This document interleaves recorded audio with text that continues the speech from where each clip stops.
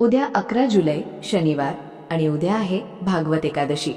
जर तुम्ही या दिवशी तुळशीशी संबंधित हा छोटासा पण प्रभावी उपाय केला तर भगवान विष्णू आणि माता लक्ष्मीची कृपा तुमच्यावर सदैव राहील।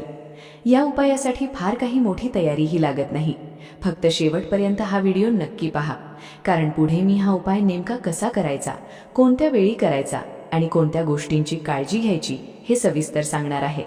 मंडळी, आजच्या या नव्या व्हिडिओमध्ये तुमचं मनापासून स्वागत आहे। स्वामी समर्थांच्या चरणी हीच प्रार्थना करते की तुमचा आजचा दिवस आनंदाचा, सुखाचा आणि मंगलमय जाओ।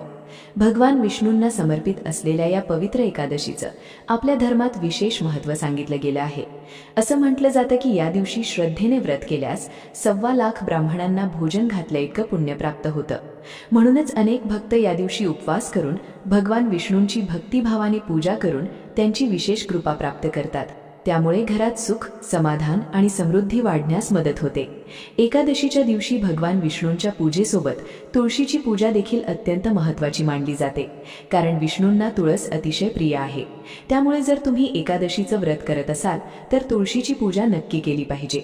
या दिवशी तुळशीशी संबंधित काही विशेष सेवा आणि उपायही केले जातात जे अत्यंत शुभ मानले जातात। आणि आज मी तुम्हाला असाच एक प्रभावी उपाय सांगणार आहे। समजा काही कारणामुळे तुम्हाला पूर्ण उपवास करणं शक्य झालं नाही तरीही हरकत नाही, पण तुळशीजवळ ही एक वस्तू ठेवून हा उपाय मात्र श्रद्धेने जरूर करा। जर तुम्ही आपल्या चॅनलवर नवीन असाल तर चॅनल सबस्क्राईब करा, बेल आयकॉन दाबा, म्हणजे पुढे असेच धार्मिक आणि उपयुक्त व्हिडिओ सर्वात आधी तुम्हाला पाहायला मिळतील। आणि व्हिडिओ आवडला तर त्याला एक लाईक करायला विसरू नका। आता या उपायाबद्दल सविस्तर जाणून घेऊया। हा उपाय तुम्हाला उद्या म्हणजेच शनिवारी भागवत एकादशीच्या दिवशी करायचा आहे।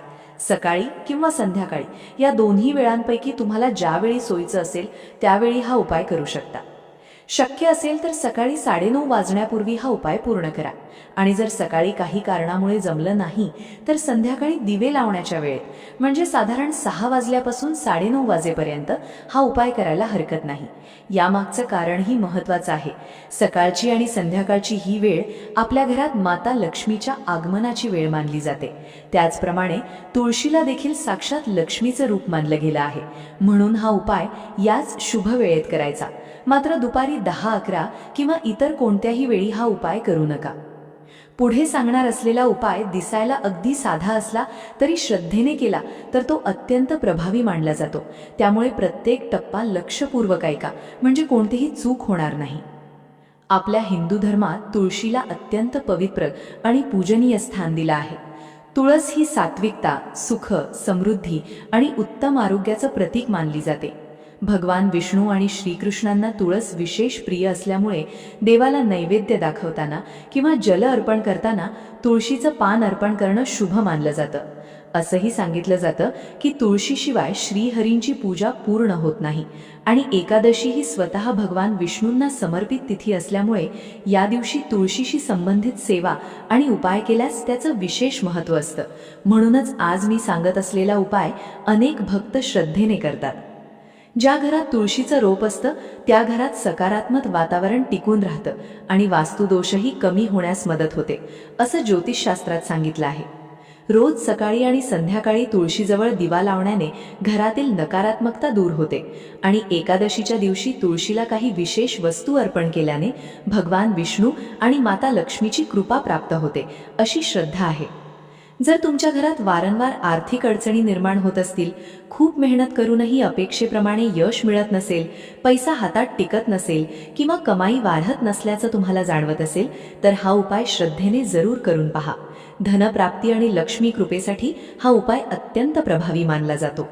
एवढंच नाही, जर एखादं काम वारंवार अडत असेल, रखडलेली कामं पूर्ण होत नसतील किंवा प्रत्येक वेळी काही ना काही अडथळे येत असतील तर अशा वेळीही हा उपाय लाभदायक ठरतो, अशी श्रद्धा आहे। यासोबतच जीवनात दुःख, संकट, अडचणी किंवा शत्रूंचा त्रास जाणवत असेल तर अशा समस्यांपासून मुक्ती मिळावी म्हणूनही अनेक जण हा उपाय करतात। आता हा उपाय सुरू करण्यापूर्वी कोणती तयारी करायची ते पाहूया। उद्या भागवत एकादशीच्या दिवशी सकाळी शक्य तितक्या लवकर उठायचं आणि स्वच्छ स्नान करायचं। स्नान करताना एक छोटी पण महत्त्वाची गोष्ट लक्षात ठेवा, आंघोळीच्या पाण्यात एक तुळशीपत्र जरूर टाका। पण इथे एक गोष्ट समजून घ्या, आज आणि उद्या हे दोन्ही दिवस एकादशीचे असल्यामुळे या दिवशी तुळशीची पानं तोडायची नसतात. इतकंच नाही तर अनेक ठिकाणी या दिवशी तुळशीला विनाकारण स्पर्शही केला जात नाही. मग तुळशीपत्र कुठून घ्यायचं? जर तुळशीपाशी खाली गळून पडलेली पानं असतील तर ती श्रद्धेने उचलून वापरू शकता.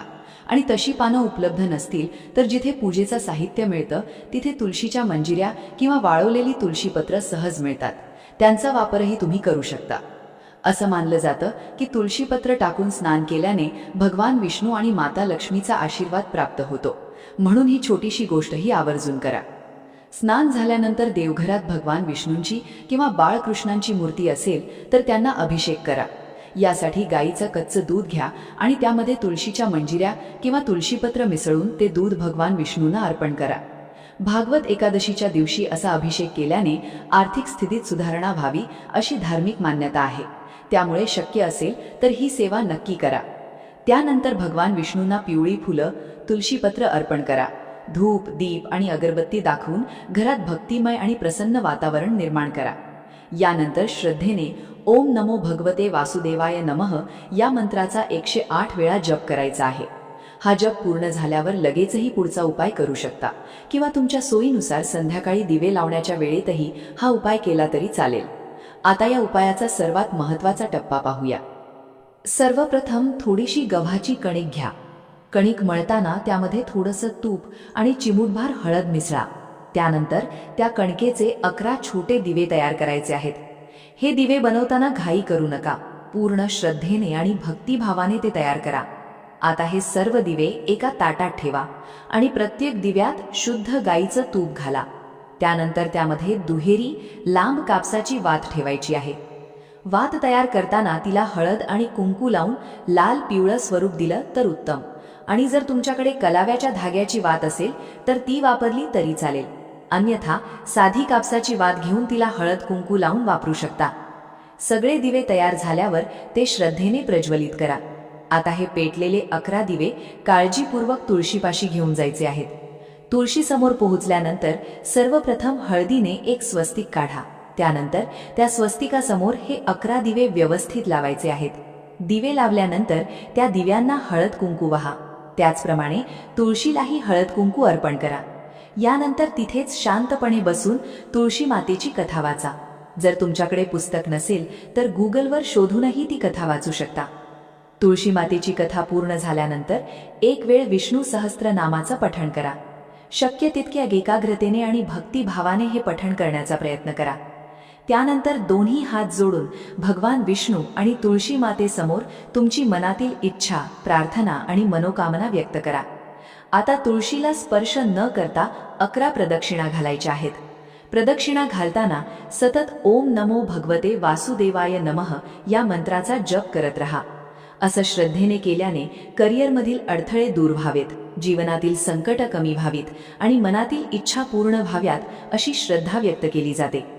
तुळशीमध्ये माता लक्ष्मीचा वास मानला जात असल्यामुळे हा उपाय केल्याने देवी लक्ष्मीची कृपा प्राप्त होते आणि घरात सुख, समृद्धी तसेच सौदैव वाढतं असं मानलं जातं. आता या उपायानंतर दुसऱ्या दिवशी या दिव्यांचं काय करायचं हे देखील तितकंच महत्त्वाचं आहे. अनेक जण येथेच चूक करतात. तुळशीपाशी लावलेले हे 11 दिवे दुसऱ्या दिवशी म्हणजे दिवे पूर्णपणे विझल्यानंतर उचलून घ्यायचे आहेत. त्यानंतर ते पिंपळाच्या झाडाखाली जाऊन ठेवायचे आहेत. यामागे ही एक सुंदर भावना आहे. पिंपळाखाली अनेक मुंग्या, छोटे कीटक आणि इतर जीव असतात. हे कणकेचे दिवे त्यांना अन्न म्हणून मिळतात. त्यामुळे या माध्यमातून आपल्या हातून एक प्रकारचं अन्नदान घडतं असं मानलं जातं. म्हणून हे दिवे इतरत्र न टाकता पिंपळाच्या झाडाखाली ठेवणं शुभ मानलं जातं. तर अशा प्रकारे हा संपूर्ण उपाय तुम्हाला उद्या भागवत एकादशीच्या दिवशी श्रद्धेने आणि भक्तिभावाने करायचा आहे.